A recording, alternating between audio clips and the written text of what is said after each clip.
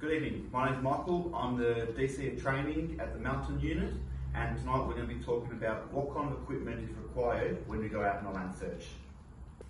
So first of all, we're going to look at the PP required to take out on a search. You've got your one piece, which is a heavy duty, which is good for fire prone areas because it is more fire resistant when you're out there. You've also got two different kinds of two-piece. So you've got a light two-piece and a heavy two-piece. Again, your heavy two-piece is good for fire-prone areas and thick bushlands, whereas your light two-piece is good for your light terrain open fields. So you've got, these are your light ones. So you've got your light top and pants, whereas the one piece is your heavies. You've also got your wet weather gear. You've got your jacket and your pants, which is always good to take. It doesn't matter what job you go to. And then when you get there, you can decide whether you need to have it in your bag or not, depending on the weather.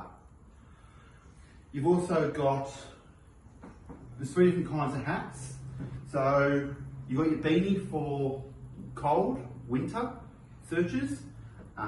Then you've also got your wide brim and your cap for when it's just normal searches and it's warmer weather.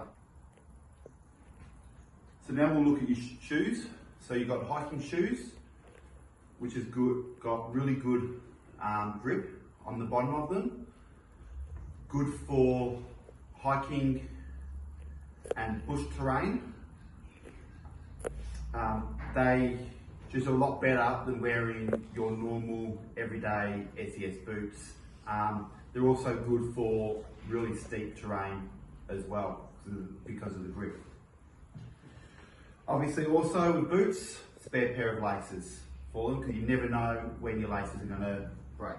Also with your boots, you need to wear some good socks that are natural fibre. You can wear two pairs of socks if you want to. It's really up to you how many you wear, but then you'll also need to have a pair in your backpack so that if they do get wet, you've got a new pair to change into. SES gloves, always good to have, especially when you're in your thick terrain, walking through there, pushing branches around bushes, looking underneath, looking underneath logs and all that. Always have your SES gloves. Eye protection, need to have whenever you're going out on a search. If you wear glasses, the goggles that will stop your glasses, your normal glasses from falling off, especially when you're going over logs and crawling as well. Otherwise, just your normal safety glasses will be fine.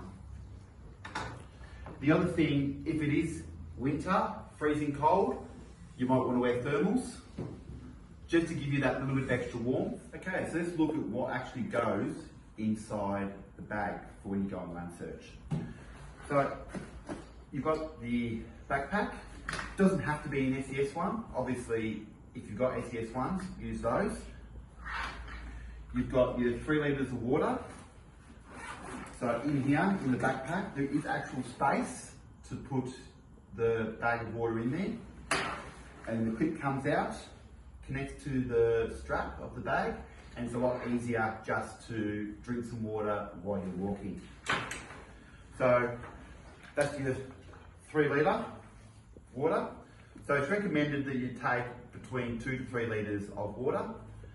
You can also, if you want to, have a spare water bottle in there, just for other members if they haven't got any water, or if you run out of water, you've got the spare water there.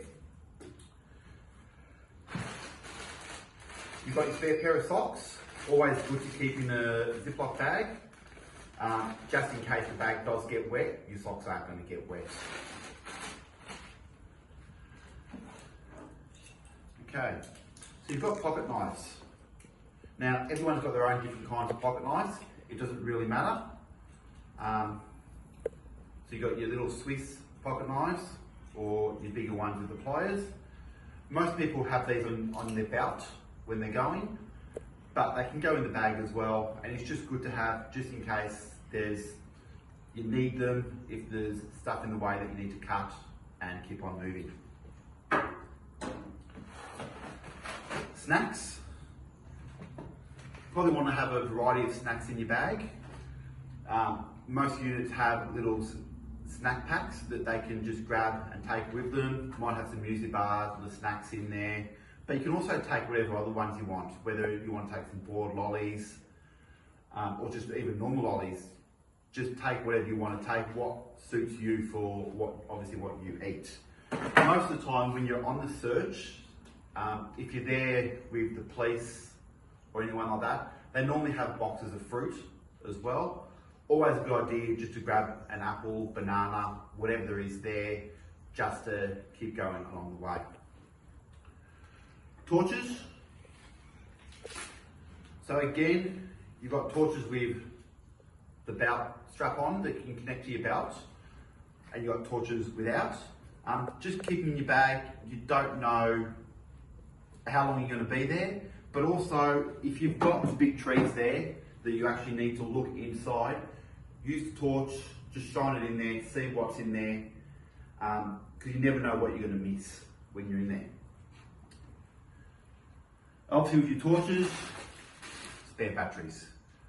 Again, don't know how long you're going to be, so take the spare batteries and just go from there. Okay, so besides the batteries, next thing you've got is small change.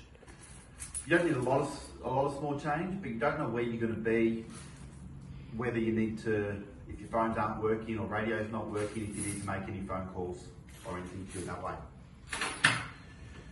With your phones, it's always good to take a spare battery charger just to charge your phones. Again, you don't know how long you're going to be out. You could be out most of the day. You could get no reception on the radio. Use your phone. So have